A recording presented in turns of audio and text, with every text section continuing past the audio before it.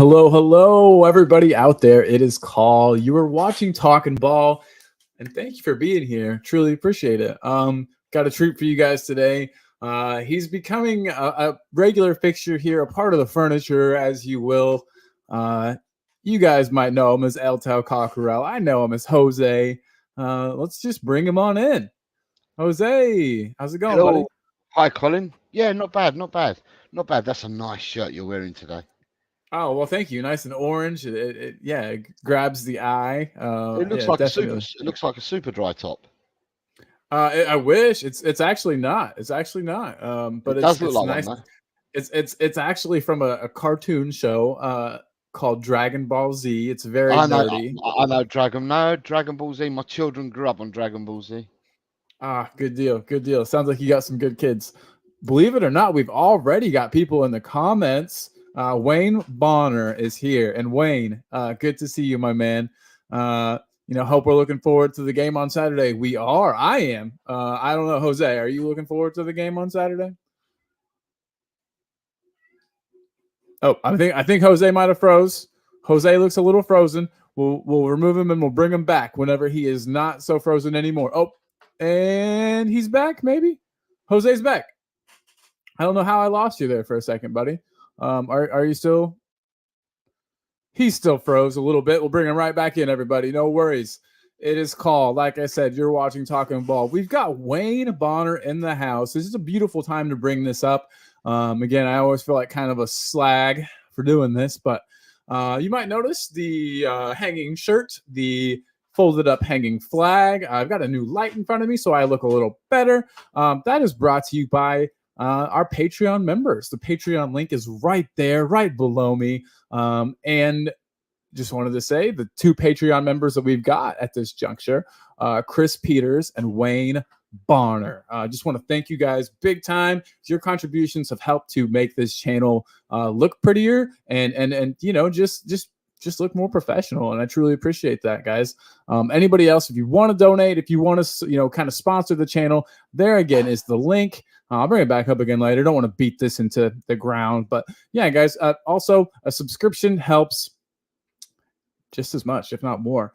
We are closing in on 300 subs, and I couldn't be more excited. Let me get Jose back. I see him back. Jose, what's up, buddy? Hello. It must be my end. It's not your end. Oh, no worries. No worries. I'm just glad you're back, my man. So which one of your pups you think was that making the noise? What are your pups' names? Kira. Good one. And Kaiba. That's awesome. That's really cool. So you got a boy and a girl, I'm guessing. Brother and sister. That's great. That's awesome. Well, very cool. Very good. Yeah. So Wayne in the comments though said that he hopes we're looking forward to the match on Saturday. I'm very much looking forward to the match on Saturday. For me, it's a very early start, but I actually enjoy those. I have a hard time sleeping the night before anyway, so I get to just go ahead and get up early, get the match going. The night before, gotta go out, gotta get my snacks, my energy drinks, and you just get ready for the match. But it's gonna be a good one, and it's one that Spurs should be winning. I say that should be, because in the past it's the exact type of match that I feel like we would lose points in. It'll be interesting, Colin, because Luton play tonight. Oh, okay, interesting. Yeah, so the game, the rearranged fixture, the opening game of the season was against Burnley, and because the ground wasn't ready in time or whatever for the start of the season, the first game was postponed. So they're playing that the rearranged game for the first game of the season has actually been taking place tonight. So Luton played on Saturday, they're playing tonight, and then they're playing again on Saturday. So they're another team that is playing 3 times in a week. And I don't think they may not have the squad that's equipped to do 3 games in a week. So it'd be interesting for me tonight. I won't know till tonight, but it'd be interesting to see their lineup tonight, to see how many changes they've made from Saturday's game. Because they picked up their first win on Saturday, didn't they? It's crazy how little I know about this team. As these teams make their way into the Premier League from the Championship, you've got to have paid some attention to the Championship, I guess, before, and I really don't get. There's not very good coverage here. You got to sail the 7 seas to find a stream, if you know what I mean. So yeah, I'm gonna have to check it out tonight. This will be a good one. Today's my day off. I'll be able to tune in and catch that match and see what we're up against. Really see what they've got. But from what I hear, and I mean this is all coming from Adrian yesterday. Adrian says that, or maybe it was you, saying that they're not a particularly, I don't want to say not talented. That sounds really rude, and that's not exactly what I mean. But they're more of a workhorse type team. That was me. They are a workhorse team. They are. They work for each other. They're a workhorse team. They got promoted through the playoffs last season. Oh man, So yeah. I think They I can't squeaked remember. through. Yeah, I can't remember what position they finished in, but they qualified through the playoffs. I've got a feeling that they didn't finish third in the league. I've got because to get to the playoffs you have to finish third, fourth, fifth, or sixth. Mm-hmm. Sixth place third, fourth place fifth, two-legged basis. Winners go on to meet each other in the final at Wembley, and Luton came through that. So I bet their fans are ecstatic. I can't imagine. We talk about the excitement of Spurs and of maybe getting into the Champions League and seeing how far we can go in the Champions League. I bet it's an all-time feeling of an excitement and of a high, kind of seeing your team promoted through the playoffs, to make it into the Premier League. I can't imagine. So that'll be a fun ground to go to. The Saturday's match though is at Spurs, right? Saturday's match, yeah. No, we're away from home. We're at Luton. Whoa! I can't wait to go to that or to see what that ground looks like. Isn't this the one that people kind of have to like go through somebody's like back garden to get to? Yeah. So Luton Town actually finished third in the league last year. Okay.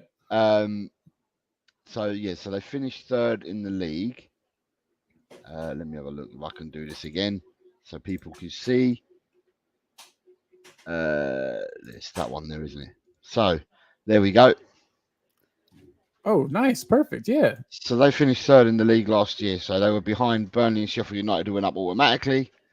They finished third, so they would have played Sunderland in the semi-final, if you want. It's the semi-final playoff. Middlesbrough would have played Coventry. Luton defeated Sunderland over 2 legs. Coventry defeated Middlesbrough over 2 legs, and the final was between Coventry and Luton. And Luton got through. So they were actually 11 points off Sheffield United and 21 points off Burnley. So that's how they qualified last year. So this is going to be a season where staying up in the Premier League is their main goal. I don't think there's going to be much hope of a top half finish, but maybe I'm wrong. We haven't seen, it's early days in the season. So we haven't, seen exactly what they're capable of. I haven't seen anything of what they're capable of. You know far more than I do about them as a team. But the way that you mentioned them playing, for each other, them being maybe a more than the sum of their parts as a team, kind of reminds me of Sheffield. When Sheffield first came up, they were kind of that way as well. I thought they also played a really interesting system that I don't think Luton plays, but still, I'm excited. Luton played with a 3 at the back. That's one thing I'm pretty sure about. Yeah, okay. They do. Yeah. So if I give you the lineup from Saturday that they had, and you tell me whether you know any of the players or not. This will be funny because in goal they had Thomas Kaminski. Never heard of him. I'm excited. They play with 3 centre backs. So the right hand sided centre back's name is Reece Burke. Never heard of him. The left hand centre back is called Amari Bell. And the centre of the 3 is their captain, Tom Lockyer. That name sounds most familiar so far to me. Okay, so Tom Lockyer. I have a feeling he's probably been playing around. Tom Lockyer collapsed last year in the final. Oh, God. And got taken off the pitch in the final against Coventry in the playoff final. And he was in hospital for 4 or 5 days after the game. Come out of hospital. Obviously, he's had a pre-season and is back in the team again.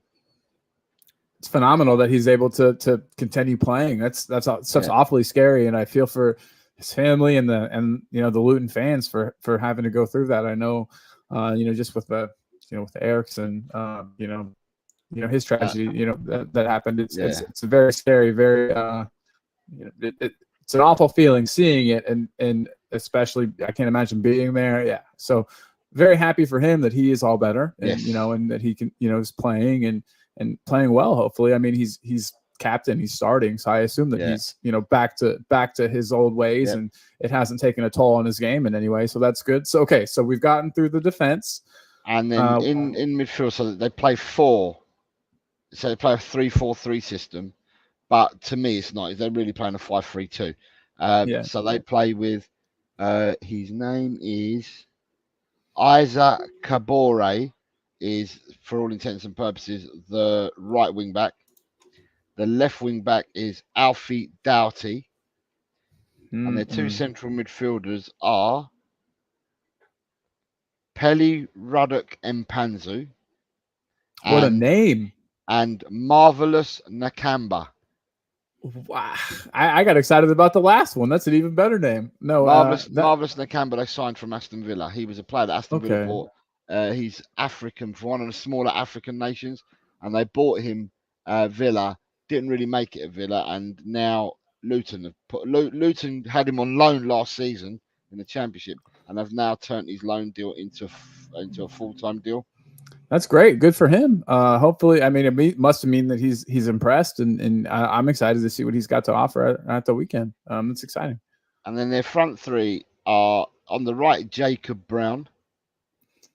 On the left, Chidozie Ogbene, who I think might be an Ireland international. And their centre forward is Carlton Morris, who scored at the weekend. Yeah, no, Jose, I don't know a single one of those guys. That's embarrassing. I think I'm a bad fan. And their subs bench is Tim Krul. Okay, well, yeah, Tim Krul, put him in goal. That guy could stop we could not score against that guy for anything for years, no matter who he was playing for. Yeah. He's always turns up against us. I'd throw him in goal this weekend if I were them, but that's just me. Joseph Johnson, Teden Mengi, Mads Anderson, Luke Berry, Ryan Giles, Tahith Chong. Tahith Chong is ex-Manchester United youngster. He was on loan at Birmingham a couple of years back, touted as being the next best thing out of Manchester United, and now he's signed for Luton. He was an unused substitute on Saturday. Okay, well, I bet he'll see some game time tonight. If they're really switching people around and kind of messing with the starting lineup a bit, I could see him getting some time, and maybe even Tim Krul, like you said. But goalkeepers, I've never been a big fan of switching around your goalkeeper too much. I think that goalkeepers should be able to play a couple matches a week. I don't think, you know what I mean, that they're not out there running around. By the way, before we get much further, how did your game go yesterday, sir? The floodlights failed in the second half. Oh no! But we won. I think we won 5-2. I got one, and I got two assists. Yes, my man Jose. That's beautiful. That's beautiful. And the last two players are Corley Woodrow, who came on as a substitute, and Elijah Adebayo, who came on for Carlton Morris. That's the team that played on Saturday. It remains to be seen who plays tonight. But yeah, as I said, for those that didn't know, Luton are playing 3 games in a week. That is not good for them, I don't think, at all. I don't think that's gonna work out in their favor. But if they, God forbid, they somehow win tonight and win at the weekend, that'll be the best possible week for Luton fans. We've got Sunny Wife in the chat. I was pretty sure his dad said that he was not allowed to get married until he was done with football. So we're gonna have to. I won't tell, but you guys got to keep that a secret, Sunny Wife. Good to have you here. We really appreciate you being here. It's always nice to have new faces. I know we saw you last time, but still, thank you for being here. And then Alex Hilton is in the house, saying steak as per usual. Yeah, man, I'm excited to see your boy Basuma this weekend. Luton are playing today. Yeah, playing against Burnley. As I was told by my co-host Jose here. Sunny Wife says there's a phone in the background really work. I've seen something like that in a museum. It does work. It does, and we might even hear it ring today. Who knows? Then we got Alex saying he thinks that Adebayo is one of the players for Luton who went from non-league to Prem. Wow, that's incredible. I always love those stories. Watching those players kind of grow with the team and continue to make the step up as the team does. A lot of times, when a team gets promoted, they ditch a lot of their players that kind of help to get them there and upgrade on them. It's really cool that they've got a player who's kind of been with them since the start. I really respect that. Really respect that. And you don't see that a lot, Jose. You really don't see, players. I know there are some. I'm trying to think if I can think of any off the top of my head. I think Sheffield might have one or two that have been with them for a long time. But yeah, that's good stuff. It's very good stuff. It's a game that I'm not particularly afraid of. In the past, I might have been. Afraid of this match because we didn't used to be a team that had a ton of grit. I think in the post-Poch years until now, we were a team that, I don't know, the commentators would even say it, that Spurs are a little soft, and I hated that, but I could also see it with my eyes, so I couldn't be too upset because they were right. Something bad would happen, heads would drop, we would look dejected, we would look like we were never going to get back into the game. And now we've seen multiple matches this season where we've led in the first goal, and we've come back to win the thing. And so I think that the players will be up for this match. We've seen the quotes come out from Van de Ven saying that we fear no team. I just think that we've got the best squad harmony we've had in a really long time, and that can carry your team a really long way. So yeah, hopefully they do the thing against Luton this weekend. Everybody's in the chat. Are you afraid of Luton this weekend? Is that just old kind of leftover for me from the Conte and Mourinho days where the smaller teams would kind of turn us over sometimes, or are we past that? I don't know. Jose, do you think we're past that point? Well, if you're watching the first 7 games of the season, it's a bit weird because it's a bit weird that we're talking like this at the moment. But we have played 7 games. Yeah, we've won 5, drawn 2. Yes, we've played 7 games, and usually against the top teams, we don't pick up points. Yet we've beaten Liverpool and Manchester United at home, and we've drawn against the Gooners away. So we've picked 7 out of 9 points, and then on the road against the so-called bogier teams, we've managed to pick up, so not on the road, but against the bogier team, so to speak, we've picked up 3 wins and a draw. So I'm hoping that the tide has turned.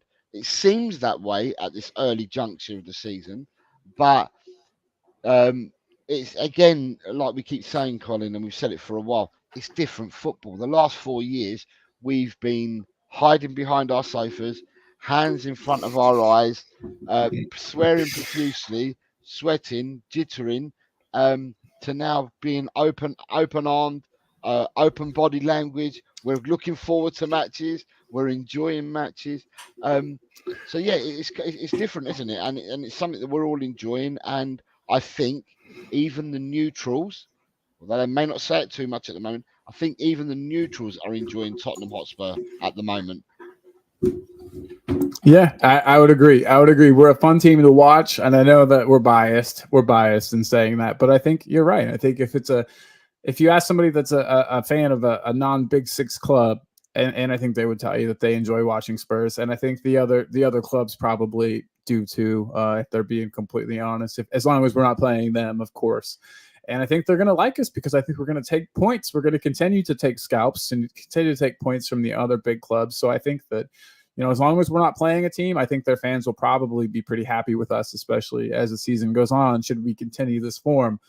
Again, I want to say what's up to this member of the chat. I am a terrible person for not knowing how to pronounce this. I need to get it into a translator and figure out how that is pronounced. I sincerely apologize, but it is wonderful to have you here.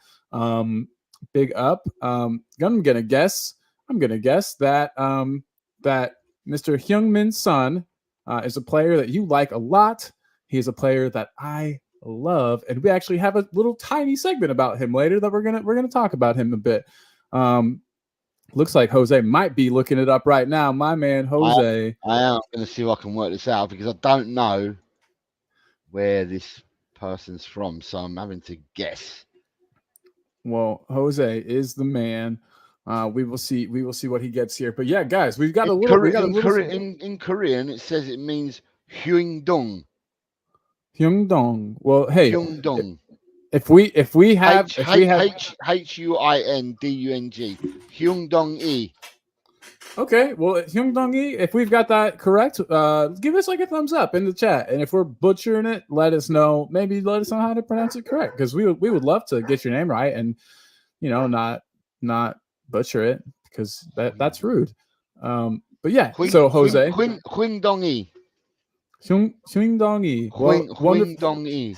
If it's Korean. If Hyungdong-i. it's Korean. Well, big up to you, Hyungdong-i, and I'm glad you're here. And hopefully, hopefully Sonny can bag a hat trick this weekend and continue his form. That's another thing I wanted to ask. So with Luton on the horizon, do you think with this match being a so-called like easier match, against pretty good?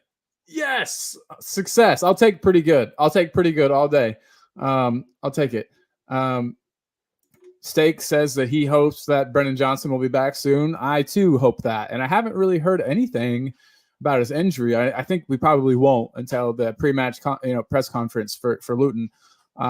But do you think, Jose, with Luton on the horizon, we've had some flirting with injuries a little bit with our players? Do you think that we might see Maddison and Sonny rested for this match against Luton? Do you know what I had to think about this morning, Colin? I don't know why, but I did think about it this morning. I thought, so do you know what? What happens after this weekend, Colin? Is there an international break? I honestly don't know. That's the one, Colin. There's an international break. So for me, I'm just like, the players belong to the club. The players get paid by the club. So therefore, first refusal should be to the club. And I'm thinking to myself, if Sonny is carrying an injury, do you just play him and then rest him for 2 weeks and don't let him join up with the international squad? Yeah, and that can be the same for any other player. Now, what I don't want to say, and I don't want to tempt fate too early, but when players are carrying niggles, if they get called up for you have a look. I mean, I don't know whether it's going to happen with our players, but if you have a look at other international squads that have been picked in the past, previous occurrences, players who are carrying even the slightest niggle pull out of their international to stay at their club to get reacclimatized for when it starts back up again. So it remains to be seen whether any of our players get called up and pull out for the next set of fixtures.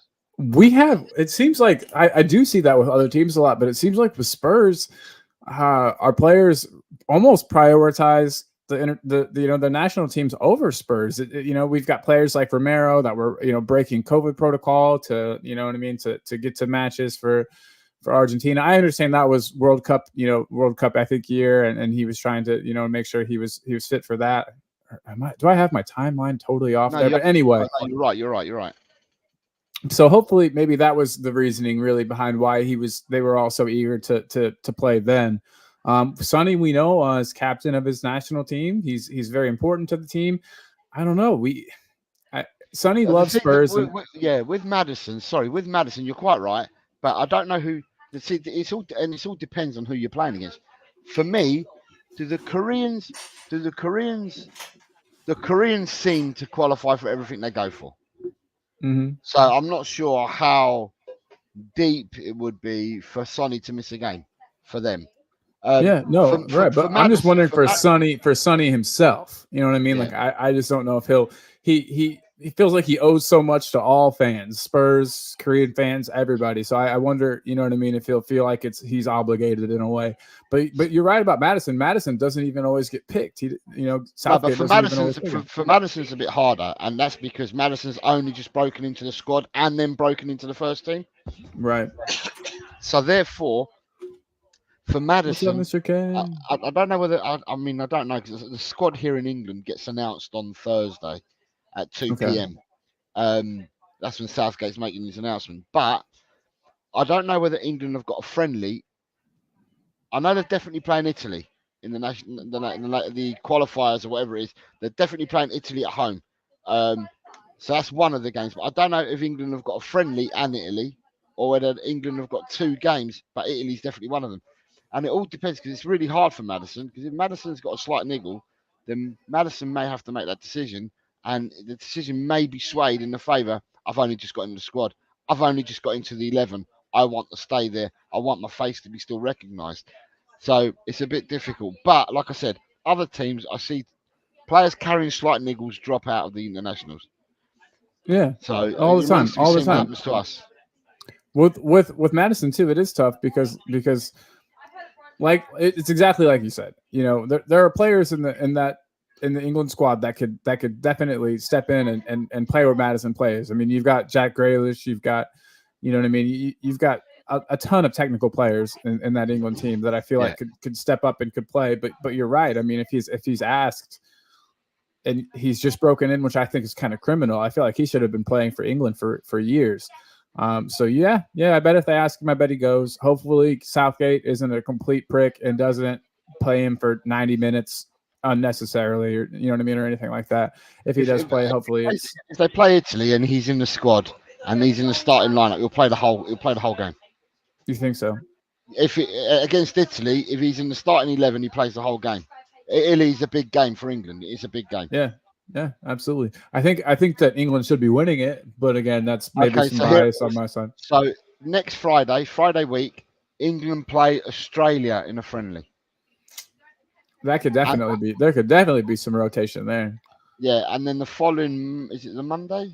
I'm just searching for it now.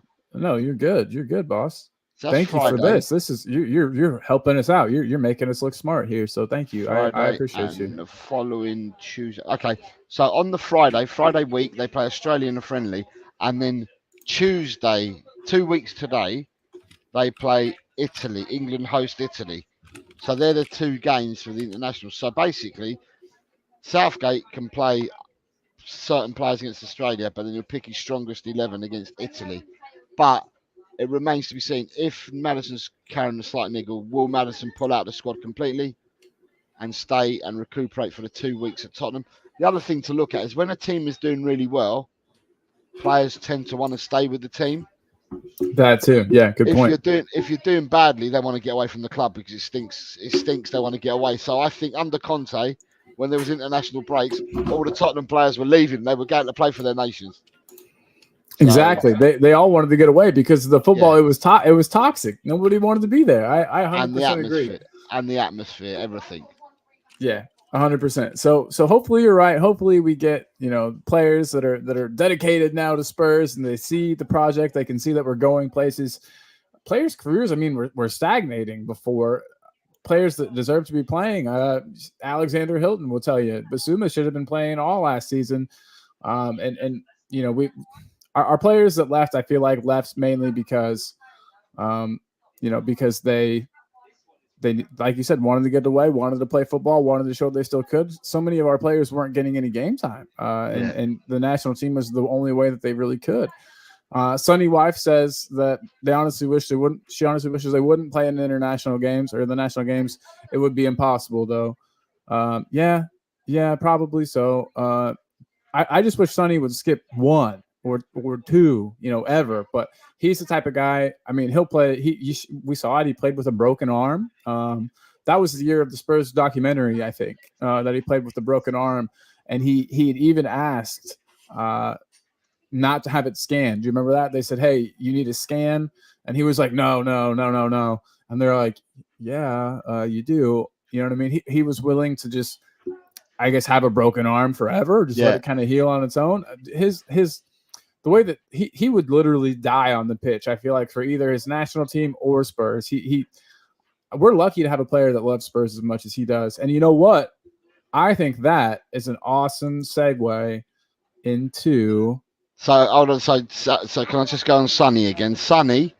Yeah. South Korea, Friday week, they play Tunisia in a friendly. Oh, that should be cake. And then if it's a qualifying game, I'm not sure. I'm going to press the button now. It's not. It's actually a friendly. They play two friendlies because on the 17th, on the Tuesday, 2 weeks today, they play Vietnam. So it's Mm, 2 friendly matches. So really, Son's not needed for them 2 matches. They're both friendly matches. yeah. Okay, admittedly they're at home South Korea for both of them, but they're both friendly matches.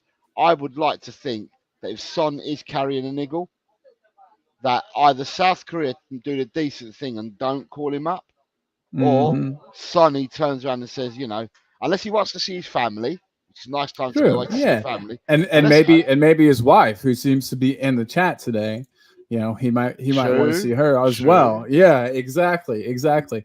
But no, so we talked about Sonny a bit and how much he loves Spurs, and I know that I'm kind of rehashing on something yesterday, but we're gonna play a quick keeper West Ham just to kind of break things up here. So here we go.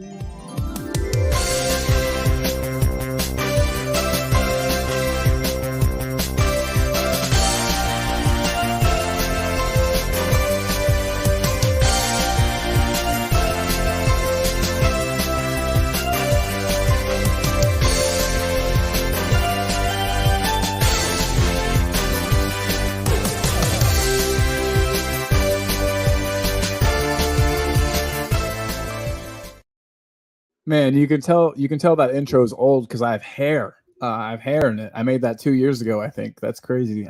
But no hair anymore, and that is okay. But okay, so for this week's edition of Keeper, or this episode's edition of Keeper West Ham, it is the internet's favorite Tottenham game show, by the way.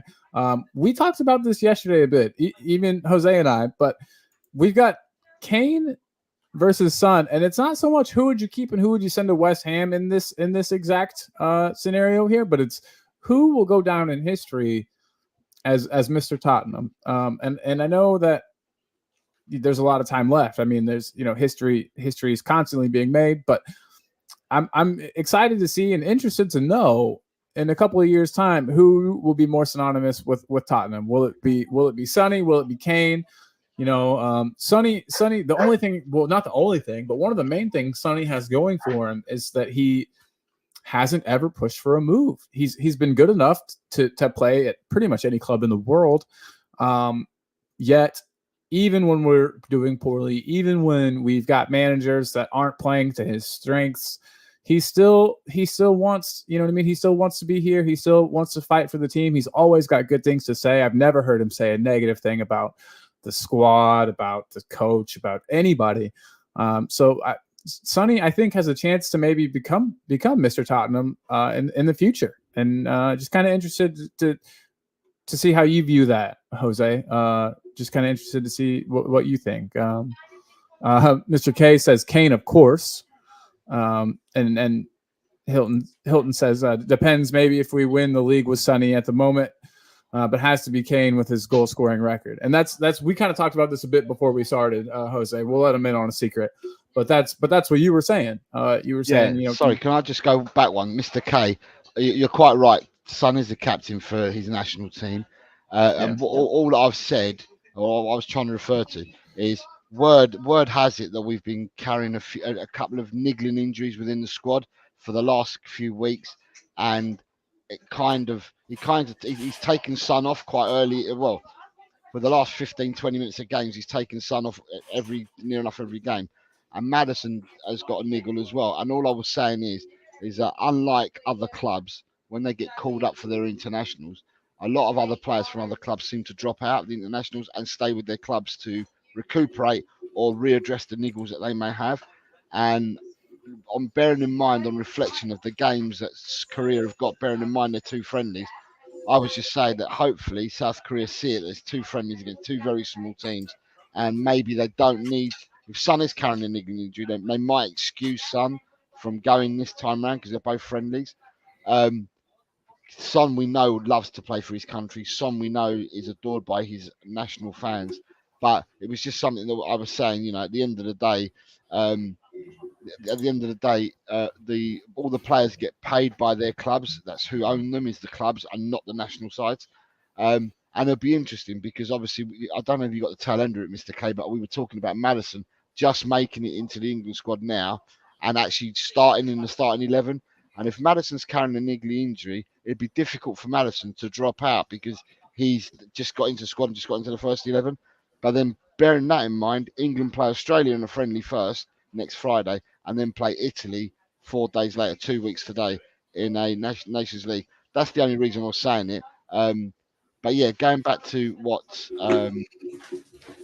Colin has just asked me before the show started. He told me he was going to bring these two up because we brought them up yesterday or the day before even, because I think I was travelling back and I commented on chat about this and I just said keep Kane, and exactly like you said, Mr. K. So, but what I said to Colin earlier is if you look at the history of Tottenham for the last 10 years, Kane has been the history at Tottenham. Uh, Mm-hmm. Kane is the all-time top goal scorer at Tottenham. He's also second top goal scorer in the Premiership. Could also come back from Become the Germany and become yeah. and still break Shearer's record because he's 30 odd short or something like that. So he can still come back and do it comfortably within 2 seasons. So for me, I said Kane straight away on Sunday when I first saw this in the comment. But upon reflection, if you're Colin has got a way of words, and Colin said who would be the person that's most revered going forward in the future for the history of Tottenham. Um, and of course, Sonny is Mr. Tottenham. Every time that Sonny gets approached by other teams, Sonny comes out blanket, says, "No, I'm Tottenham through and through. I don't want to go anywhere." So I can understand the other side of it. Um, and like someone said in the comment the other day, I think with Son, it depends what happens between now and the end of Son's career at Tottenham and what he goes on to do. But for the time being, if you're asking me this question today on the 3rd of October, then I'm going to say, 2023, I'm going to say it's Harry Kane. Yeah, fair enough, and I totally get that, and I think I don't know, I don't know if this move has soured. So what's the general consensus over in your part of the world, Jose? Because here in the U.S., no one gives a shit about Spurs, so I don't really have anybody to ask. I'm kind of salty and a little bit miffed at the way that he left. I don't know why. I think I'm overly sensitive about these things. But I mean, in England, do people seem to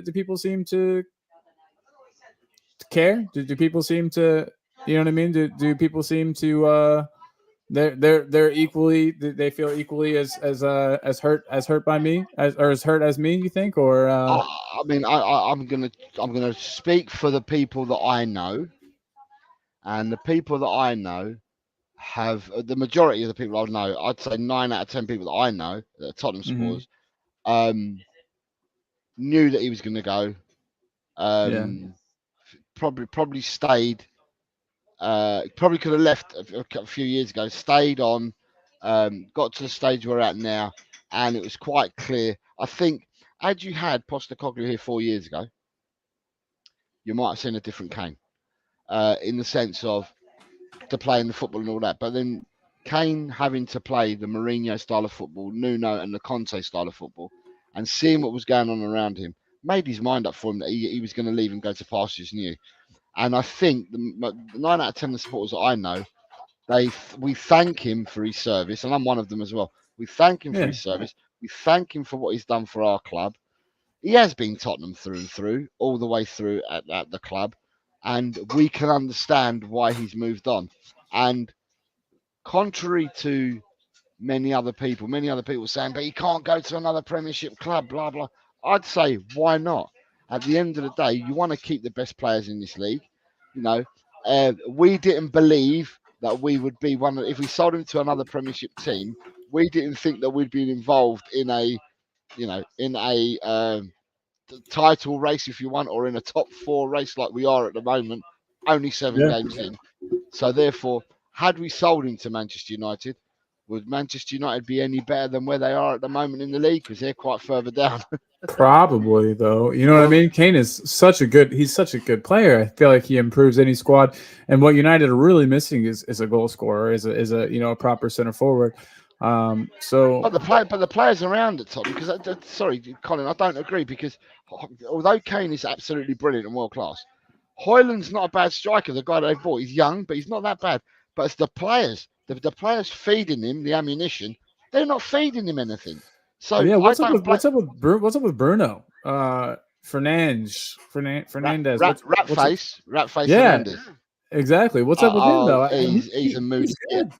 and I've had I'm so happy. He's Portuguese. He's a Portuguese player, and Yeah, he's also a rat face, and I'm quite happy to see him not do well. Um, but then it's not just him; it's Casemiro. It's any three they play in the midfield, whether it's Casemiro, Ericsson, or Ratface, or it's Ratface, Casemiro, and Mount. Teams are going through them like a knife through butter. I mean, we saw it very evident first game of the season against Wolves. Cunha ate all three of their midfielders all day long, and Bissouma bossed their midfielders as well in the game we played against them, and everyone seems to boss their midfield. They've got some injuries at the back for their back four as well, and yeah.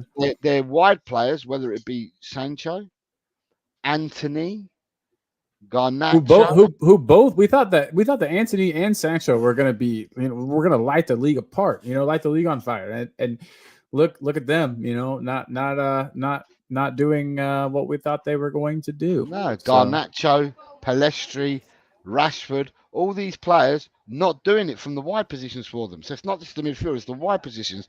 And then up front, Martial, he plays a game once every 6 games and he's not doing much. And Hoyland's not getting the service.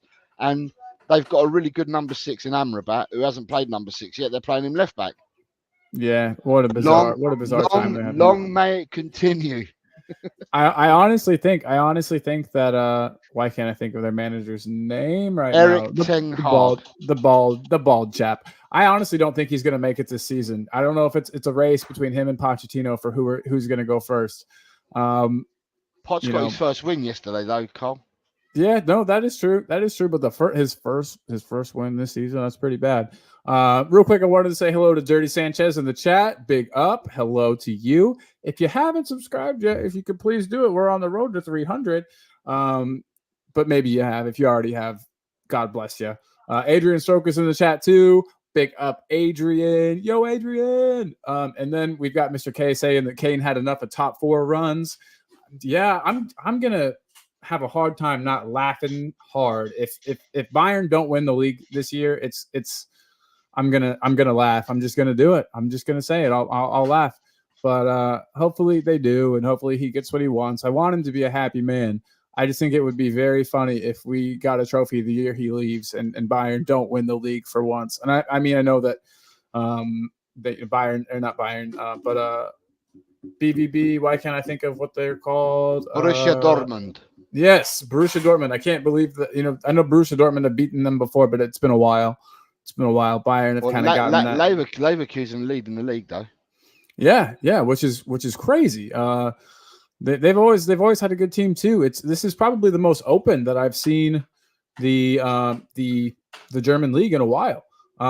Alexander Hilton here says, fun fact: Poch lost away. Poch's last win away when he got sacked at Spurs was at Fulham with the Harry Winks last minute goal. So this is probably Poch's last win at Chelsea. That Harry Winks goal was sweet. That was a cross from Clinton and G, I believe. Or no, maybe it was it was somebody with an N with an N. Clinton NG, yeah. Yeah, yep. Put in a cross, a really crazy cross that I thought was way too high, had what was way too looping, and then somehow it fell right on the Winks's head, and he scored for us. That was awesome. NG or Nkudu, because we had two, didn't we? Yes, we did. NG and Nkudu. There's Mom in the chat. What is up, Mom? Big up to you. Hope work is going well today. So I hate to ask you to do this, and I'm really a terrible person. My bathroom is like 3 feet away. I'm gonna run there. And okay, quick tiny intermission. You can talk about whatever you want though, Jose. You're in charge for just right now. Thank you. Nope. Yes, absolutely. Literally two minutes at the most. 1 sec. Right, so we've got he's asked a question about Kane and Son. I've said the Kane element. The Son element for me is, Son is Tottenham. We can't say he's not because he is, because when teams have come to him and said, we'd like to have your services, we'd like to bring you, he said, no, I'm Tottenham, and I'm happy at Tottenham, and I want to stay at Tottenham. So therefore, Son is a Tottenham person, as well as for different reasons. He's a Tottenham man through and through as well. But it all, like I said to Colin before the show, I think it all depends on what we do or what Son does between now and the end of his career at Tottenham. If we go on to win a trophy of any nature, any sort, it can be a Carabao next year, it can be an FA Cup this year, or anything else. Will we then turn around and say Son is revered more than Kane because Son actually won something at Tottenham where Kane didn't? You know, but then Kane's got the goals. Kane's our top goal scorer, so it becomes very difficult for two differing reasons. It's the same as when Colin does the really hard keeper West Bams. It's really difficult because both players, in their own rights and their own merits, deserve to be lauded and applauded for what they've done for the club. Yeah, 100%. Hey, I wanted to thank you, Jose, for for taking over. Sorry about that. This energy drink went right through me. If you couldn't tell, sorry about that. But my mom says, "LOL, awkward." Yeah, sorry to put you in that position, Jose. But you did great. I was listening. I got wireless earphones on, so I heard every word. So it was perfect. You nailed it. Spurs finishing the season with more points than Bayern and Spurs winning the league. Man, that would be I like that thinking. I subscribe to that timeline. Yes, please. Chris Agambar is here. What is up, Chris Agambar? Big up, guys, and everyone in the chat. Sorry. And I heard what you had said about Sonny. Completely agree, Jose. You're talking about Kane and his goals. I don't feel like Kane's goal tally would be nearly as high if it wasn't for Sonny. You know, I think that Kane and Son partnership, especially that Mourinho year, you know, they were absolutely on fire, you know, together, assisting each other and finishing each other's goals. But then you got the seasons where Dele Alli and Kane were scoring for fun. Then you got the seasons that Eriksen was setting up Kane as well, more so than Sonny. So it's just it's horses for courses. You have to play with what you've got. So the minute that Ali and Eriksen had gone, Son and Kane formed an even stronger relationship and forged a different way of playing. Because when Ali was playing and Ali was playing as the deep player in the 10 role, Son was playing out wide. Mm-hmm. You know, completely out wide, where Son kind of played in the 10 role with Kane after Eriksen and Ali had left. So the Mourinho days. Yeah, so therefore, you know, at the end of the day, partnerships have been built with Kane with several different players, but obviously the main one came to fruition was when Mourinho came along. They really picked up speed behind closed doors. We had COVID then. They scored all their goals behind closed doors. I know, that's so sad. And then that was also the year that we had Bale doing all his Bale things. Bale deserved, I feel like, a season in front of the fans. So that makes me sad. I know that's not what we're talking about, and I'm kind of all over the place, but I really wish that Bale had gotten a season to play in front of the fans that loved him so much. He did us a lot of favors. He helped us finish above the Goons that year. It's a shame that he didn't get more playing time. It seems like he scored every time he came on the pitch, but you know, I don't know if it's that he didn't get on with Mourinho, or if he just wasn't showing it in training, or if he just wasn't fit enough to play more. But yeah, I'm glad we had Bale back that year. That was nice. Bale was one of the first players I fell in love with at Spurs, and so it was really nice to have him back. But Hilton's comment here, I like it. He said, to be fair, just imagine Son lifting a trophy while being one of the last old guard of players who was in the group with the likes of Toby Yan, Kane, Dembele, and Eriksen. Yeah, I mean, it would be amazing. And it's possible that having that group of players that all had kind of a hard... Sorry, my cats are fighting in the other room, if you heard that. But maybe having like a bunch of superstar players, maybe... And I say superstar, but I think of Toby and Yan and Kane, Dembele, Eriksen. I think of all of them as superstars. Maybe having a squad of superstar players wasn't helping. You know, maybe having a squad that's younger, more humble, and you know, hungrier and has more to prove. Maybe that's going to prove to be the difference this season. I sure hope so. Sonny's wife says she misses Kane, but maybe we will get a league trophy this season. I'm very excited. I am very excited too. I don't want to rain on your parade, Sunny Wife, at all. Please no, I don't want to rain on your parade. I got to stop this cat fighting. I'm still talking. It's all cat. It's all cat. It's raining cats in Colin's house. It really and truly is. I got one out here now, but so I saved the cats. But yeah, I don't want to rain on your parade. It's awfully early to think about a league trophy, but it would be wonderful. God, it would be wonderful. I just want a trophy, Sunny Wife. I don't mind if it's the FA Cup. You know, I would have been happy. I wish we would have made it into the Europa Conference League. I would have. I mean, shoot, I would have. But I would have taken the Europa Conference League trophy. Just anything to kind of get us moving. Because I think once the trophies come in, I think they're going to continue to. I think that we hashtag save the cats, says Mr. K. And then we got a laughing, crying from Sunny Wife. Yeah, my cats are usually very loving and they like each other. They're brothers, but they don't always, like any brothers, they don't always get along perfectly.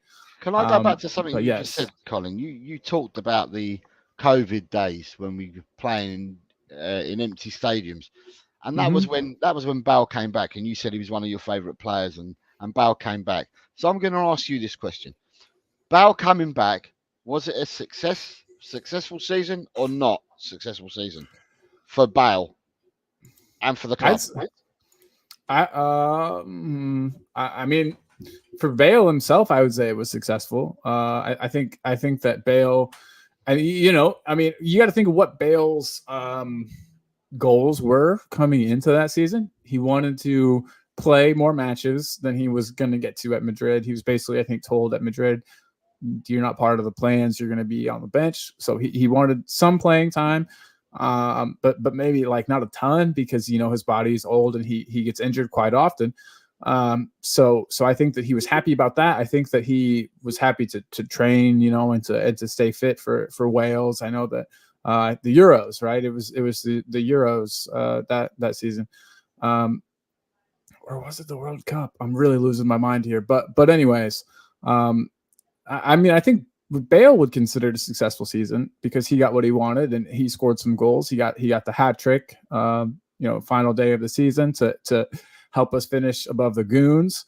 I think it was successful from Bale's point of view, and from our point of view, I don't think it was terrible. That's remind me what position we came in that season, Jose. Under Mourinho. Yeah, we got Europa Conference, I think. Yeah, well, I think we just about got conference 7th. But for me, I was going to say, when Bale came to us, and my take on it was, and I'm going to say that I felt it was successful. And the reason why I say that is, when Bale came back to us, Bale was a shadow of the player that left us. Oh, Bale yeah, was for sure. Bale was a shadow of the player that went and won 4 or 5 Champions Leagues at Real Madrid. For some reason, and why not? Yeah, he put too much strain on his body. Yeah, it's probably the makeup and the components in his body just weren't working anymore. And when he came to us, I felt that we had a player who had glass ankles and glass legs, because any knock would send him sideways, and he'd be out for weeks, if not longer, if he took knocks. And so therefore, I felt he was carefully managed. We probably got less minutes than what I anticipated, but he was carefully managed. But in being carefully managed, he chipped in with some goals. He chipped in with some assists. I mean, he did towards the second half of the season. He got a run together, and he, in his run, really catapulted his loan back to us in the second half of the season. And I actually felt it was successful for him and for us. I dread to think where we would have ended up had we not had Bale, because let's admit, if someone said to us at the start of the season, we're going to give you Bale, Kane, Sonny, your front three, that would have scared the life out of anyone, wouldn't it? So yeah. Especially if it, like you said, if it was a Bale of old, if it was pre-Madrid Bale. So this is a conspiracy. I'm a conspiracy theorist at heart. So sorry about that. Maybe I'll make a conspiracy theory YouTube channel. That could be neat. But anyway, I think you saw all the photos and stuff of when Bale went to Madrid and how beefy he got, how he just muscled up, how he, you know what I mean? He looked like he gained like 20 pounds of muscle. Oh no, and I think I might have lost Jose again. Oh no, Nope, I'm you're here. still I'm here. here. I'm here. I'm here. Sweet. But, it looked like he gained 15, 20 pounds of muscle on his body. And I just wonder if he did that all far too fast and maybe, you know what I mean? Just his frame wasn't meant to carry that much muscle. I mean, some people, it happens, people, when you add that much more weight to your body, you put that much more strain on your body, you kind of, I feel like, open yourself up to more muscle injuries. I don't know. I just think that maybe He was training with Bryson DeChambeau for golf. that's that he was I wonder how his golf career is going. We'll talk about that in a second. But do you think that could have been part of his problem, was that he got too big too quick and physically too big too quick? I don't know whether he did it too quick, because he was bigger at Madrid. He got bigger as the years went on at Madrid. Um, Yeah. and another person who got bigger as the years went on at Madrid was Ronaldo. So, at the end of the day, they both beefed up their bodies, and And I wonder if you that tend was to all think by that, the books. yeah, but you tend to think that the harder league or the more physical league would be England. So you would have felt that they would have both beefed up here in the English league before they went to Spain. But they actually did it the other way around, didn't they? They beefed up when they went to Spain. Um, Yeah. but I know I was tongue in cheek that Bale liked his golf so much that another person that put on a lot of weight and changed his muscle mass completely was Bryson DeChambeau. So I'm just thinking, I'm gonna have to do a Google.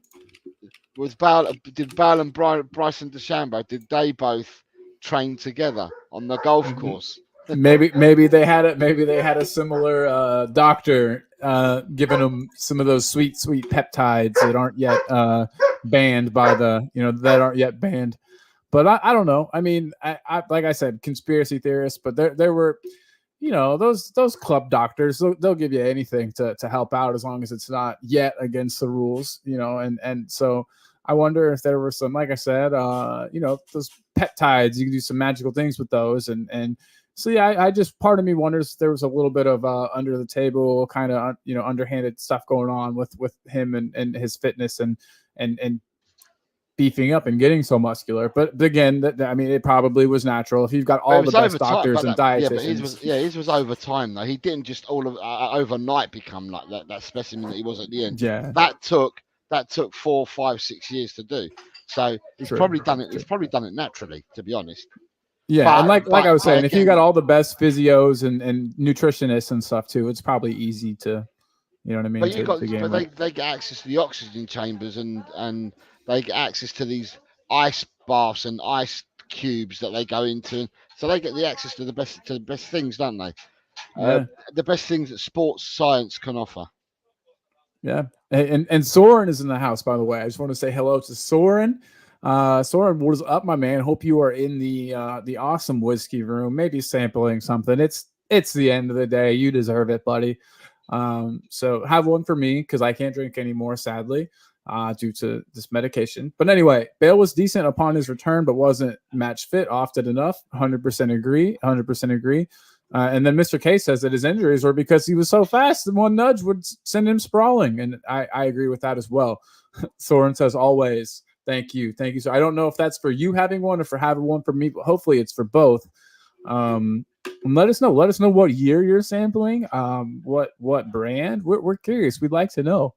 But yeah, Bale was cool. It was really nice having him back. It was a nice kind of trip down memory lane. And I still miss Sandstorm by Darude or whatever that band's called. That play the music that would play after we would score a goal that season. The cool techno music that would play every goal we scored that COVID season. Since there were no fans to cheer and celebrate, they played that music. I wish they'd bring that back. That was I thought it was awfully funny. Another thing about music, I've noticed that they have changed and they no longer play the soul-sucking, totally boring "Can't Smile Without You," and they've moved us back to "Duel of Fates" before matches. What do you think about that? I think that's a big help with the squad. I think that "Can't Smile Without You" song, I know there's meaning to it, and there's stuff I don't understand. I don't understand it. I don't know where it came from. I don't know the backstory, but it was just so slow. Barry Manilow record, that one. Is it? It's a Barry Manilow record. It just doesn't scream football to me. You know what I mean? It doesn't scream Let's get pumped up for this football match. The England national teams all sing "Sweet Caroline" at the moment. So Yeah. at the end of the day, they're picking tunes, and it tends to be they're picking tunes. Well, for supporters of clubs, they pick tunes that then they can pick words off and change and adapt to your team. It's a bit like the Ange Postecoglou song, nicking it from Robbie Williams and changing some of the wording. It's just a Yeah. cute way of making a song up. So That's true. And something that everybody knows, everybody can sing along with. You're right. I get that. I get that. But you got to agree that Can't Smile Without You is kind of slow and boring. Do you think? Maybe? yeah, Soren's A little telling you bit. what he's drinking, and I haven't got a clue what he's drinking. Oh, Oh, Shan Shan. What is that? Alshin Toshan? I don't know. Ocean Toshan. 1999 single cask, though. That sounds like it's expensive. Sounds nice. 1999, I would have been a solid 8 years old at the time. So, big up there. And yeah, pour an extra one for me. I truly appreciate it. Mr. K says that the Italian league has top heavy players, but we've got players with similar top and thicker legs. It's our constant fast pace. Yeah, Bale definitely looked like that. That dude's legs were tree trunks. Oh my God. Same with Musa Dembele too. Phew. What a muscular dude he was. But Mr. K says he's got the original Spurs adaptation, and he's gonna send it to me on WhatsApp. Please do. I'll get it on the show next time. So that'll be great. Soren's laughing at us, I think, trying to pronounce the name of his whiskey here. Phonetically spell it out for us if you could, so that we don't mess it up in the future. I don't want to seem silly. I don't want anyone to think I'm dumb. And then I'm gonna. I thought you had a good attempt. Here. I was Shoshan. Austin Jones. Yeah, that's good. That's a good attempt. I think that's really good. I thought yours was better than mine, but there we go. Hey, all good. I think we both did great. But yeah, Soren's laughing. Another one of these I put up, and you didn't get to do it. Other people have seen this one. We're kind of all over the place today, guys. I'm glad everybody. There's still 10 people in the house an hour in. Thank you guys for showing the love. I'll throw this up just one more time before I throw something else up. But guys, Toshan. Toshan. Toshan. And what country is that? Is that German or is that like some like Japanese? I'm not really 100% sure. I still don't know where that comes from. I could guess all day, it'd be wrong. But guys, I don't want to guess just in case I'm wrong. Yeah, I don't mind looking dumb. It's okay. I'm used to it. But guys, we are only 26 subs away from 300. 300 is our next milestone. So if you're watching this and you haven't subbed, or you've got like another account that you use sometimes, just come on over and subscribe to the channel. It really helps. And you know what helps just as much? A like. Those likes really help other people see the show. It's all great. So thank you everybody for doing what you do. Please continue doing it. I appreciate you guys more than you'll ever know. We're trying to grow the channel and we're doing a great job. We've been on a roll this past month or so. I think we've got 55 subscribers. So let's keep it up, guys. Let's keep it up. But yeah, Soren says it comes from the lowlands of Scotland. Wonderful. That sounds delicious. That's where the real stuff comes from, man. That's straight from the source. Wonderful. Hopefully it's delicious, and hopefully work wasn't too bad today, Soren. Work out on the farm. Thanks for being here, buddy. Okay, so the last thing I was gonna throw this up, and like I said, other people have got a chance to answer this, but you have not yet. Jose, we've got William Gallas versus Judas. This is a keeper West Ham, obviously.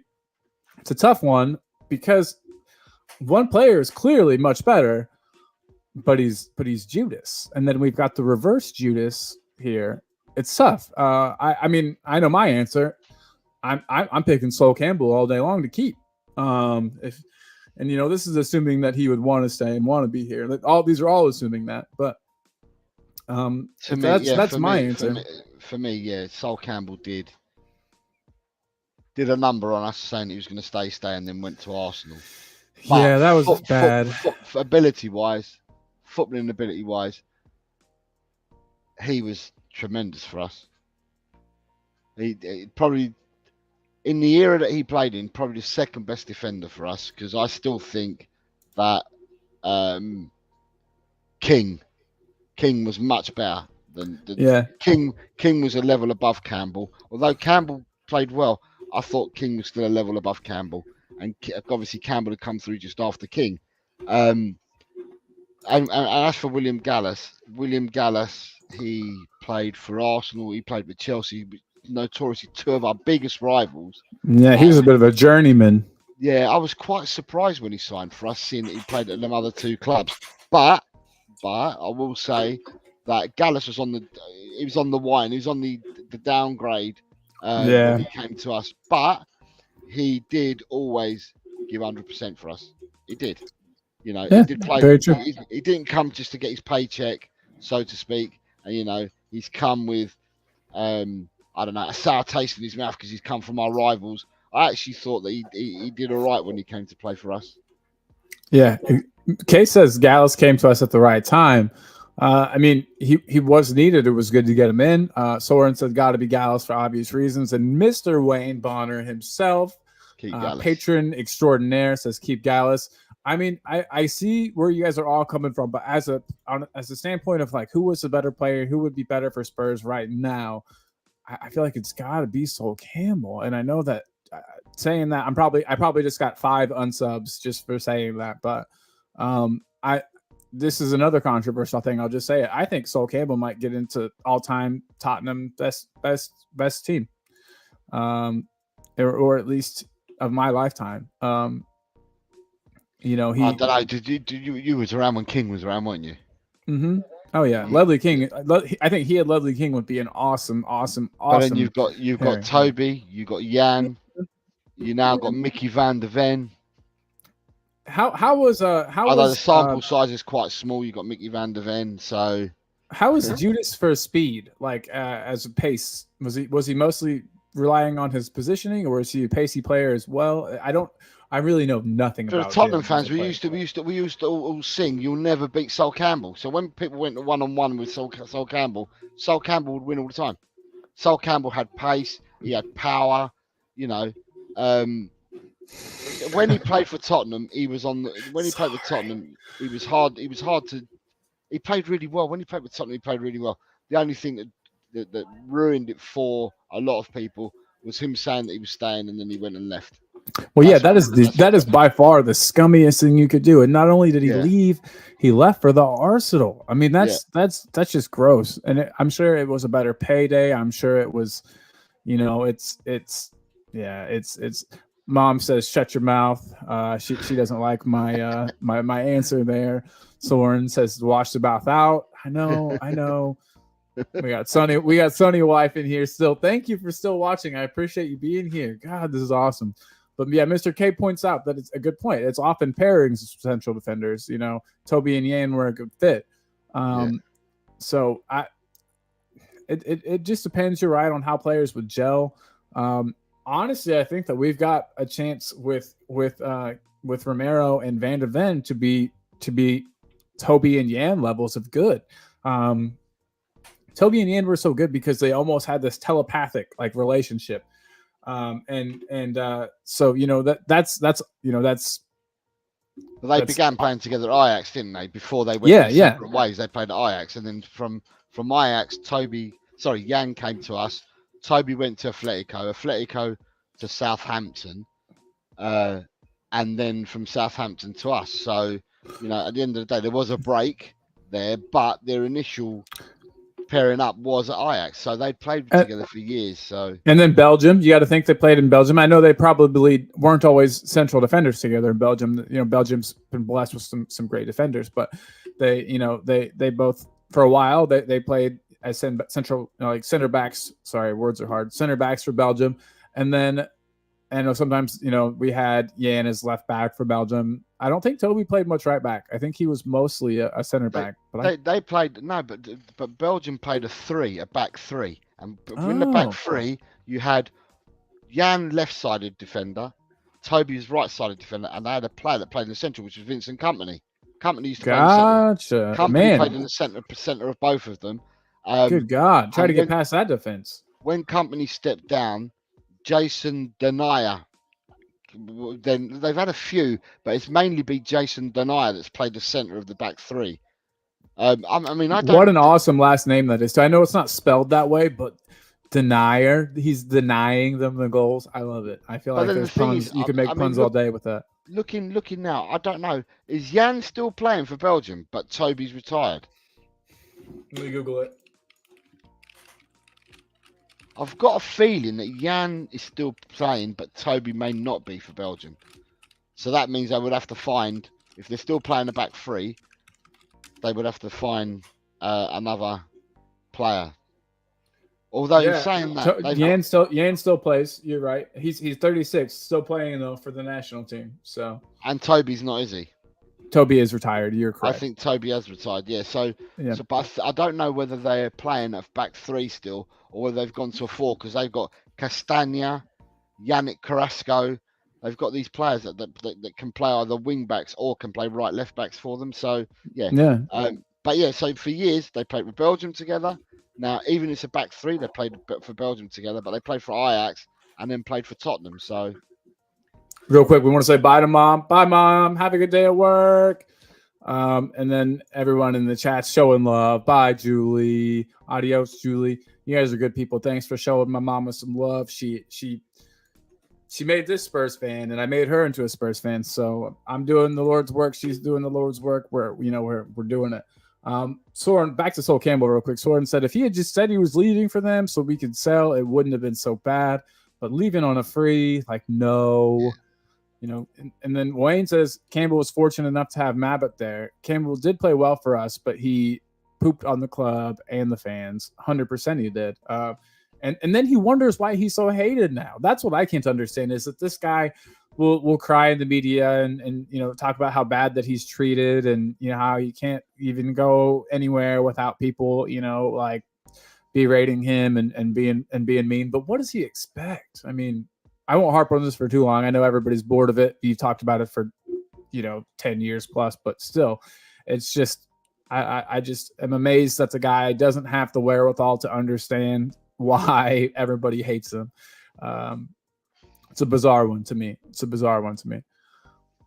But yeah, do you think, Jose, that Mabbutt was the reason why Campbell looked as good as he did? I think that with Campbell, okay, he had players around the club that could talk to him, coach him, that he could feed off and stuff like that. But what Campbell had raw talent. He had raw pace and the strength. I mean, he was so strong. He was built like a bloody an ox, wasn't he? So brick shit house, as we say here in the US. So do we, but I just didn't want to say it. So to me, it was nice that he had people around him, to feed off and to learn from and stuff like that. But I felt that he was a specimen. He was a specimen. He and Ledley King together at their primes would have been something. Would have sure been something. And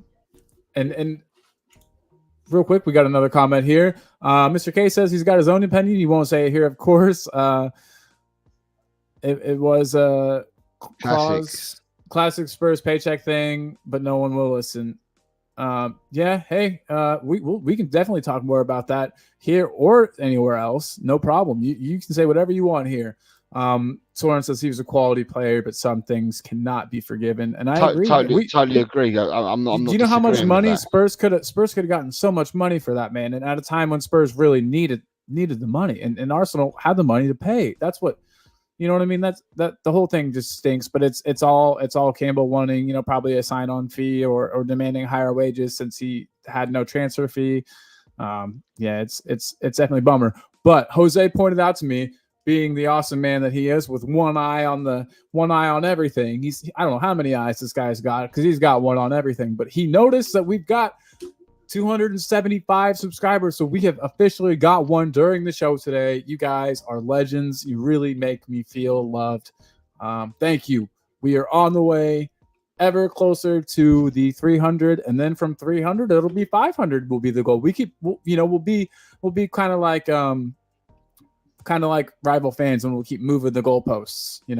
As soon as we win our first trophy, rival fans will say, "Oh, but it's just a Mickey Mouse Cup." They're going to move the goalposts, so I'll move the goalposts too as the subscribers keep coming in. But thank you guys. I truly feel blessed. I remember just less than a month ago we were 204 or something, and we've really been climbing. Doing these everyday shows has helped. Thank you guys all for tuning in. We've been going for about an hour and 15 minutes. Real quick, Jose, I know that you've got dinner soon. Do you let me know when you need to go? Oh no, mate, I'm fine. I'm with you. I'm fine. Okay. What I was saying, no, when I messaged you, I said I've cooked the dinner. Oh, So okay, good. My family have all eaten, and I'm on the stream, but I can eat later. It's not a problem. Are you sure? I feel so bad. Okay, sorry to take away from your family time, but thank you for spending it with your Spurs family. I'm glad that you're here. Oh, nice. Soren just realized he wasn't in the sub, but quickly rectified. That was the 75th. Well, hey, Soren, you're the man. I appreciate you big time, man. Go ahead, hit that little bell thingy, because I think I might be going on like tonight as well. Jacob, as everyone probably knows from United Spurs of America, he does a stream around 10 UK time. And then afterwards, he is nice enough to send his viewers my way. I can only do it on Tuesdays as it's my day off work. But yeah, so just hit that bell so you guys can maybe see me later on today talking about more goofy stuff. I'll try not to just repeat myself. What time do you go on there? Midnight then? Yeah. Yes, sir. Okay. Yeah. Okay. Yep. And I figure you got work tomorrow. You'll probably be sleeping. But if you could tune in and catch any of it, maybe, throw some comments in, that would be lovely. Yeah, Soren said he's in bed by then. Yeah, you got farm work, man. Of course you are. Yeah, you got important stuff to do tomorrow, man. I get it 100%. Got to get sleep for hard work like that. But Mr. K says that most fans today still have a view that Rose was delusional, thinking he had a chance of going to Inter. Can't change their minds. But just imagine back in Sol's day when you can't check on the internet. Yeah, that's a good. I mean, the point about Rose, I don't think that anybody would have thought he was delusional. That's a good point that you make there. Danny Rose had just come off of being one of the best left backs in the league. Not that season, though. The season that he was delusional. Not that season. 2 years prior to that, Rose was at the top of his game, and but then so were most of our players. They were at the top of their game. So you had your Allies, your Dyer, who Man United want to buy. Dyer 50. They were offering the 50 million for him. So you had some players 2 years prior to that were non-delusional, and had we sold and reinvested the money, you might be a different. We would have taken a different course of action to where we are at present day. But by the time Rose became delusional, he lost. He wasn't the player he was. Yeah, agreed. And I don't know how much of that was due to not getting picked in the squad. Was he not getting picked, I wonder, because of his form and the way he was training, or was it a disagreement between him and the coach? I mean, we'll never really know these things, but I'd be interested to know.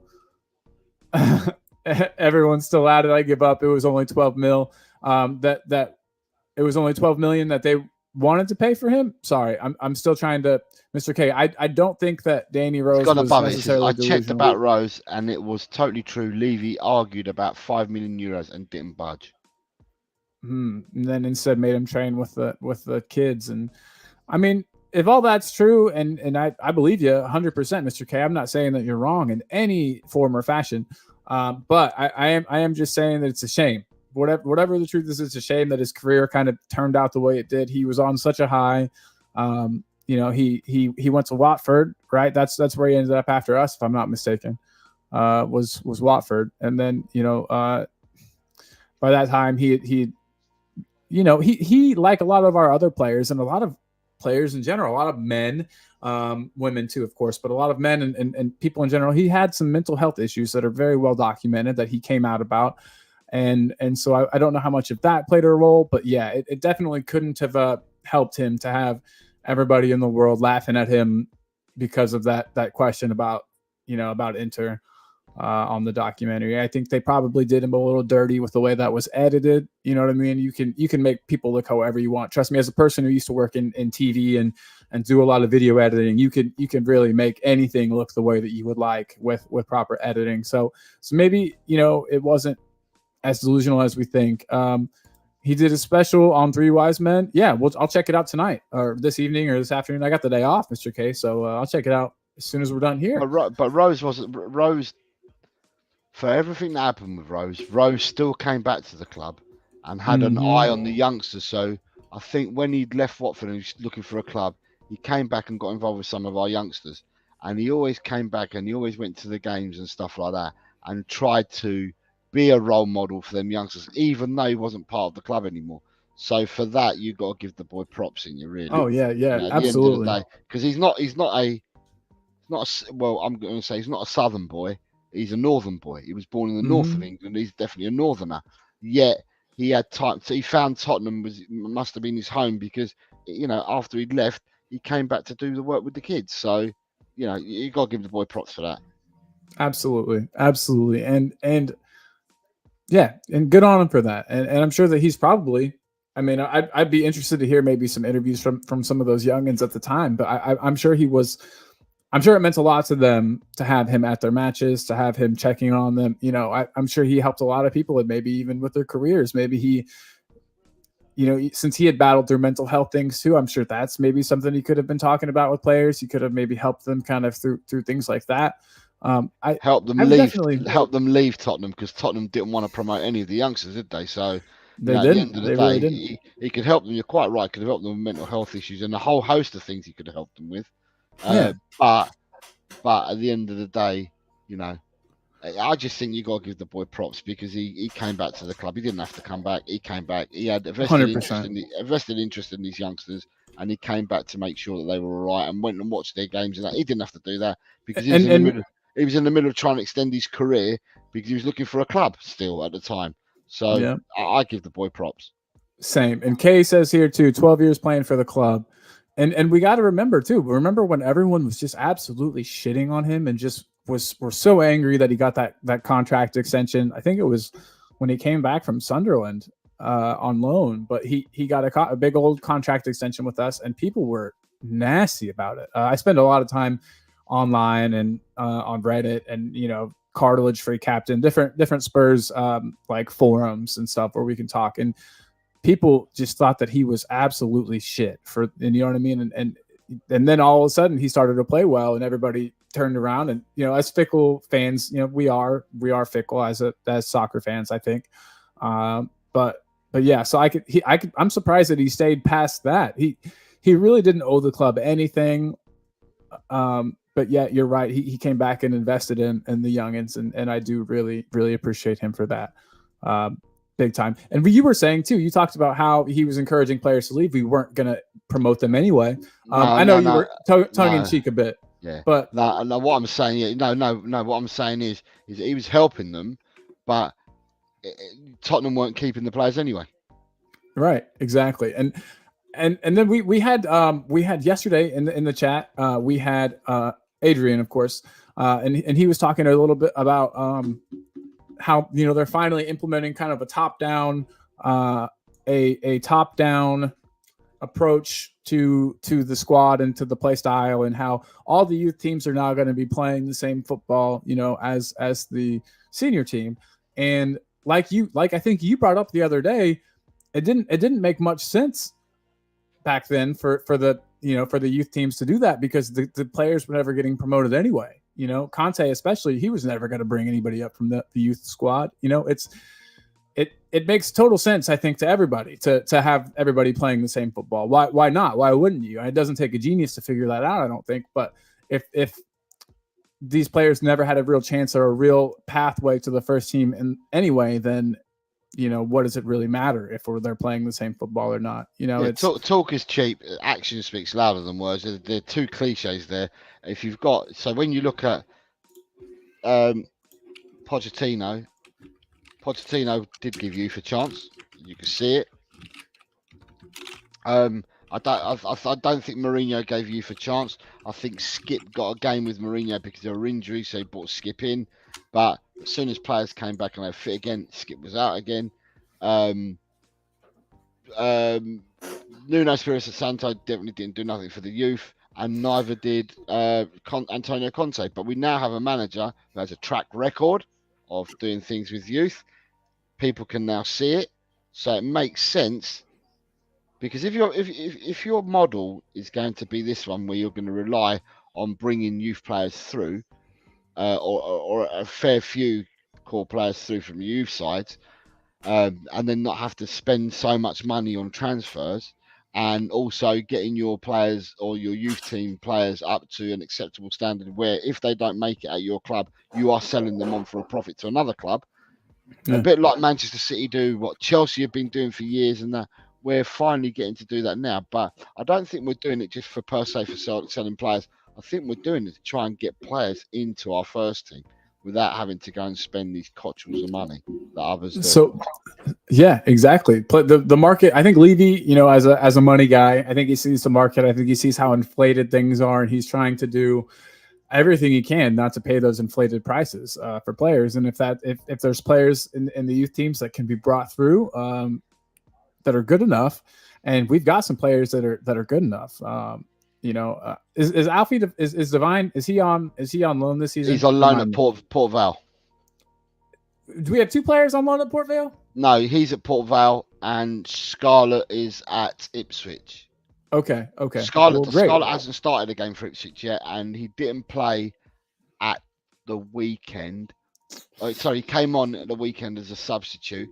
Didn't play last week in the cup, and Ipswich are playing tonight. They're at home tonight, so I'm hoping that. So Ipswich have started off really well. They've won 7 out of 8 games. They're second in the league. Okay. They've started really well. So the manager, he's an ex-Tottenham player from years and years and years and years and years ago, came through our academy.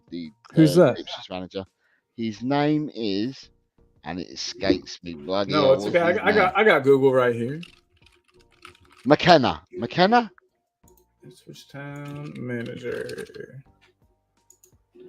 Yep, Kieran McKenna. Okay, so he played for Tottenham in the youth teams and all that. So he left Tottenham years and years ago. He likes Scarlett. He looks like a young man. 1986 is when he was born. Yeah, he's a pretty young. 37 years old is pretty young for a manager. Yeah. That's cool. He says he likes Scarlett. He says he likes Scarlett a lot, and Scarlett will get his chance. But he started. He plays. The thing about him, they play progressive football at Ipswich. They came up last year. They won the League 2 last year, or League 1. League 1 last year. Came up to the Championship. They've started off with a house on fire. 7 out of 8 wins, or 6 out of 7 wins, something like that is. And he hasn't had his opening yet. He's come on, made a couple of appearances, a sub here and there. But the people are saying he's at the right club. We've got to remember he's only 20 years of age. Still a big deal going to the Championship, because last year he was at Portsmouth Scarlett in League 1. So he's now jumped up a division. So it'd be interesting to see how he gets on. But yeah, the two players that are their borderline first team at the moment are both out on loan, and we wish them really, really well in their loan spells. And I think that Scarlett fits Ange's system better than the last 2 managers that we've had as well, with the type of striker that he employs. I think he's a lot closer to that than I think Scarlett is closer to some kind of a winger forward hybrid. I don't know. He's not Kane. He's not an out and out striker. He's not a target man. He's not particularly big. He's got a good touch on him. Have a look at his physique now, Scarlett. He's great. Well, if you were talking about Bale earlier, well, yeah. I'll tell you what, this boy Scarlett has been eating his greens and vegetables. He's been eating them all right, because he's certainly a grown man now. Oh wow, yeah, he's a lot more wide up here. He is a beefcake now. I'll tell you, he is bulked out. Good. He'll need it when he comes back and is a first team player for us. I wanted to just throw out, we were talking about McKenna. It looks like Crystal Palace are trying really hard to kind of pry him away from Ipswich. Yeah, that's what I'm reading. And I also had no idea that Ipswich were also known as the Tractor Boys. I thought Yeah, they that are. was Yeah, yeah, they I are thought the that Tractor was like Boys. an insult to them, but that's No, actually just the they're from Suffolk, and yeah, they're from farmland areas, so that's why they call them the okay. Tractor Boys. Tractor Boys. Well, I'm from farmland areas too, so I can get behind that. They might have to be my championship team that I follow closely, especially obviously with our Great Dane there. So we are getting close to the end of the show. I'm gonna switch the music to the jazz. That's usually what we do to kind of quiet things down and kind of get us going towards the end of the show here. So I'm changing to the jazz. I'm a jazz fan, by the way. I know a lot of people aren't, but I love me a little jazz. So we'll get the jazz going. We'll kind of take it down a notch, and just kind of relax. But I did want to say that we've hit 276. Jose, let me know about that too. He is the man. You're the man, Jose. So Kieran McKenna joined Tottenham as a youth player in 2002 after signing a scholarship contract. McKenna also represented Northern Ireland national team at under 19s and under 21 level. In 2009, at the age of 22, McKenna retired from playing due to an ongoing injury which prevented McKenna from making a first senior team appearance for Tottenham. Following retirement, McKenna began coaching with Tottenham Hotspur Academy, progressing to become the club's under-18s manager in 2015. In 2016, he departed Tottenham for the under-18s manager's position at Manchester United. Interesting. Prior to 2018 and 19, McKenna was promoted to the first team coaching staff at Manchester United and became an assistant manager to Jose Mourinho. He worked as a first team coaching staff at Man U until December 2021 when he left to become the manager of Ipswich Town. Wow. Sounds like he sounds like he's had a great managerial career so far. I mean he's coaching managerial career. He's taken he's got injured very early in his career by the age of 22. He's taken his badges very early. Ryan Mason-esque, you could say. Yeah, but he started coaching at 22. Mason didn't start coaching until 28, 29. Yeah, that's true. That's true. This guy's going to go places, it seems like, and especially if Crystal Palace are already sniffing around, and he does play open, attractive football at Ipswich. So, and as I said, he's openly said Scarlett will get his chance. Mile High Hotspurs here. Hey, man, Leo, hope you're good, dude. Your channel's growing too, by the way, bud. Congrats on that. Everybody, if you haven't, go subscribe to Mile High Hotspur. He's got a wonderful channel there. They do great work, great game day stuff. Definitely check him out. Your American channels are growing big time. We're trying. I just love succeeding. Just love I don't know about Spurs. trying. You're all succeeding. All the American channels. You're doing very, very well. Well, like I said, I took a big long break from doing this, but I just couldn't stay away. And then obviously when the season's great, it makes the talking a lot more fun. It was all, this all freaking sucks, and everyone would be like, yeah, it does suck, and that's basically all the streams were last season. It was just a big echo chamber of disappointment, and but now it's a big echo chamber of happiness and possibilities, and the future is bright now, and we all love that. Thank you, sir. Thank you, Leo.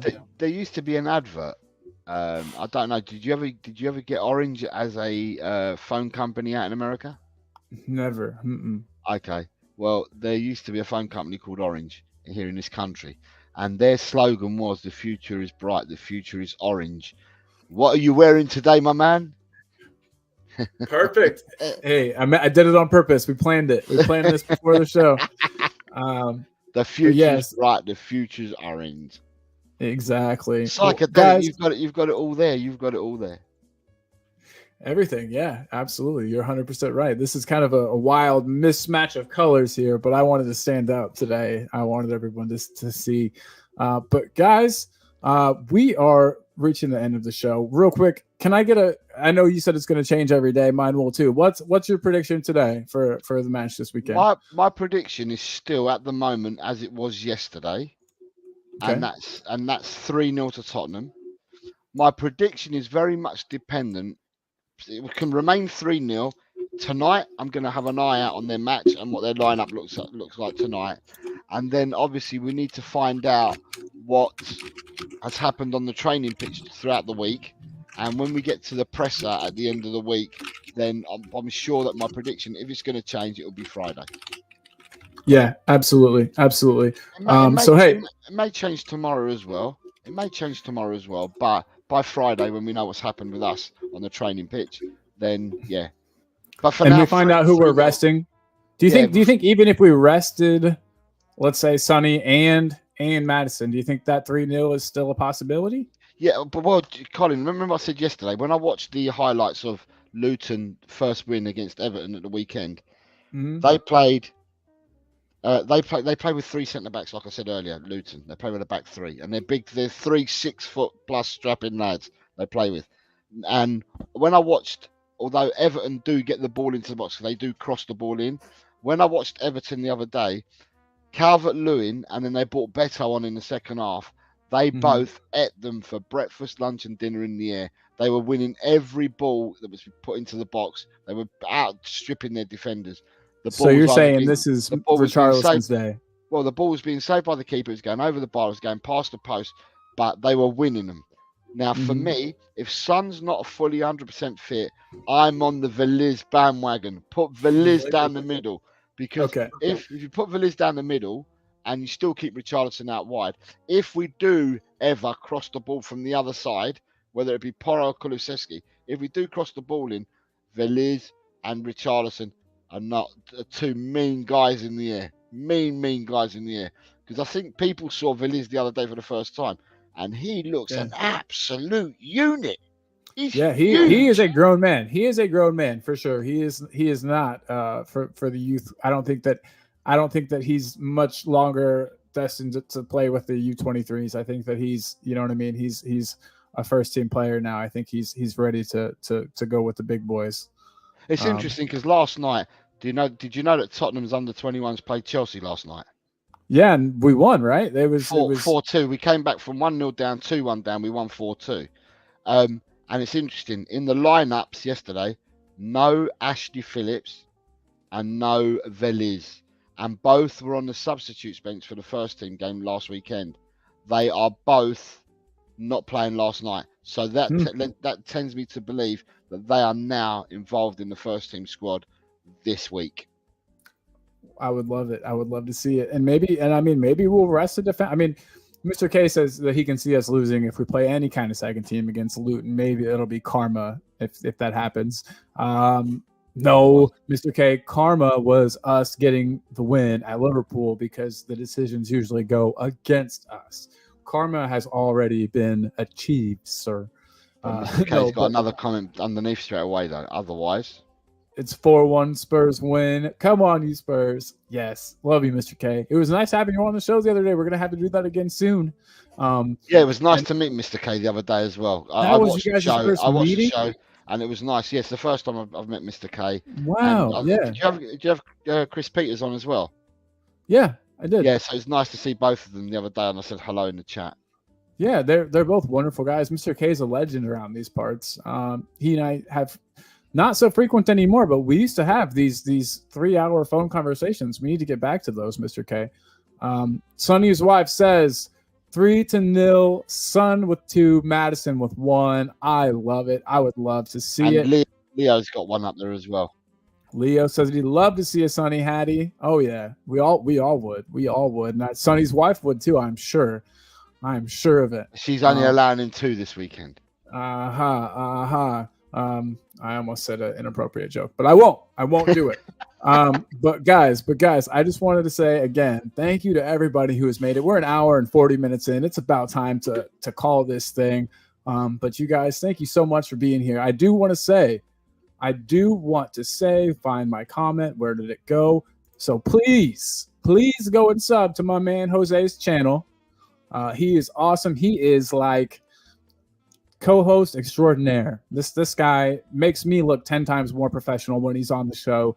I truly appreciate him, and I hope you guys do. And if you do, head on over to his channel. I got the link right here. YouTube.com/@LTelCockerel, where you get Jose's unique perspective on Spurs football. And do you just do Spurs, or do you ever talk about other clubs? Is it solely Spurs for you? Look at that. He's frozen in a funny way. Do I leave him? There? No, we'll take him off for just a sec. So I won't do that to him, but he looks like I said something that was not right, or something smells really bad in there. But again, I'll take him off for just a second until he comes back. But yes, guys, below me, that sounded bad, is Jose's channel. It's like I said, LTel Cockerel. Please go and subscribe. Show him some love. Like I said, without him, my channel would be super unprofessional. He really just adds a sense of professionalism that I appreciate, and that's his channel all the time. It's always like that. So please go. I'll be making some appearances over there as well. You'll get to see me over there too. Jose looks like he has left the building. Let's see if he comes back. Jose, you can come back. I only took you out because you were frozen and you had a funny look on your face, and I didn't want you to be embarrassed or angry with me for leaving that up. So you guys, LTel Cockerel, that is where Jose hangs out, where his channel lives. So please, guys, go over there and check it out. As usual, it's time for this. So guys, I got to switch to my NPR voice here.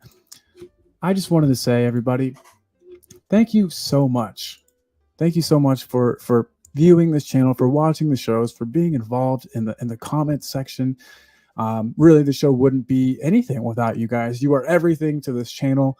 We would be nothing without you guys. I just wanted to say, this show, Talking Ball, is brought to you by viewers like you. Thank you so much. If anybody is watching and has not subscribed, please do subscribe. It helps immensely. Slap a like on this video too, if you could, so more people can see. We can get some more people in here. Just, up the fun. The more people, the more fun, I always say. So, slap that like, slap the subscribe. And the last thing I have to add, and it's embarrassing and I hate doing it, but we've got a Patreon, patreon.com/talkingball. It is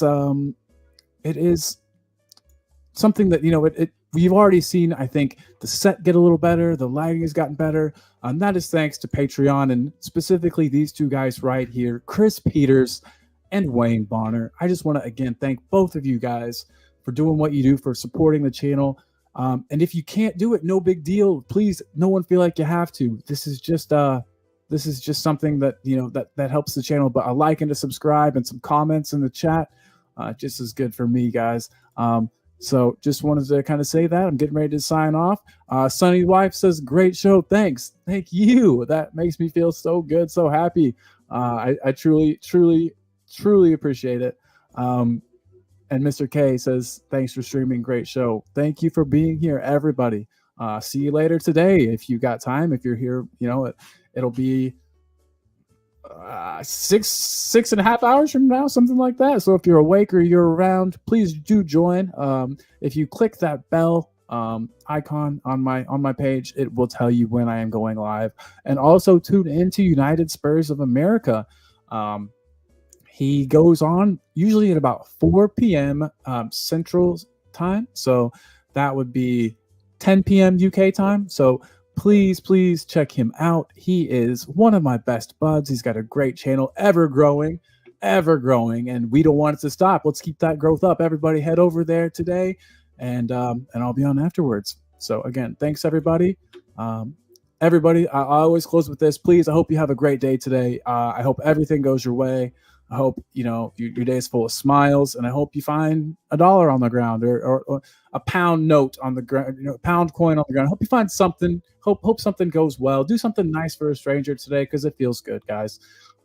We all got to love each other. We all got to be here for each other. The world's hard. So anyway, thanks again. I'll quit rambling, but